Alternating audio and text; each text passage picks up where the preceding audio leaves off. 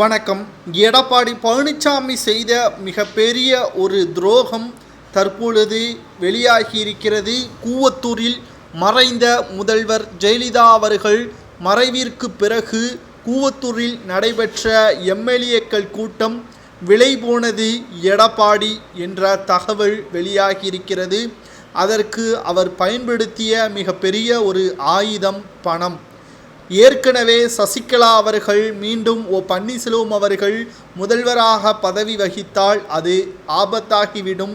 புதிய நபரை முதல்வராக தேர்வு செய்ய வேண்டும், அதே சமயத்தில் தனது கட்டுப்பாட்டில் இருக்க வேண்டும் என்பதையும் உறுதியாக சசிகலா அவர்கள் தெரிவித்திருந்தார். இந்த ஒரு சூழ்நிலையில்தான் சசிகலா அவர்கள் யாரை தேர்வு செய்ய வேண்டும் என்பதை முதலில் தன்னிச்சையாக தனபால் அவர்கள், முன்னாள் சட்டமன்ற சபாநாயகர் தனபாலை தான் தேர்வு செய்தார்.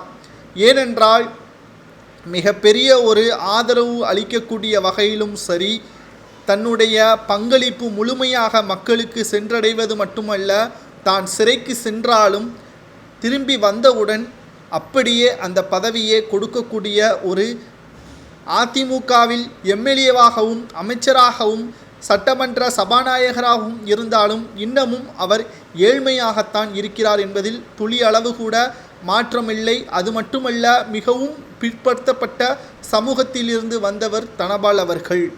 இந்த ஒரே ஒரு காரணத்திற்காக முன்னாள் அமைச்சரான ஜெயக்குமார், தங்கமணி, வேலுமணி இவர்கள் எதிர்ப்புகளை தெரிவிக்க, அவரை விட சிறந்தவர், அவரை விட அனுபவமிக்கவர், அவரை விட மிகவும் பண்பானவர், உங்களது காலின் கீழ் கிடக்கக்கூடியவர் எடப்பாடி என்று எடப்பாடி பழனிசாமி அவர்களை ஆதரித்து ஜெயக்குமார், கே.பி. முனுசாமி, தங்கமணி, வேலுமணி சசிகலாவின் காதில் கூற வேறு வழியில்லாமல் சசிகலா அவர்கள் எடப்பாடியை தேர்வு செய்தார். அதற்கு பிறகு நமது அனைவருக்கும் நன்றாகவே தெரியும் என்ன நடந்தது என்பதை.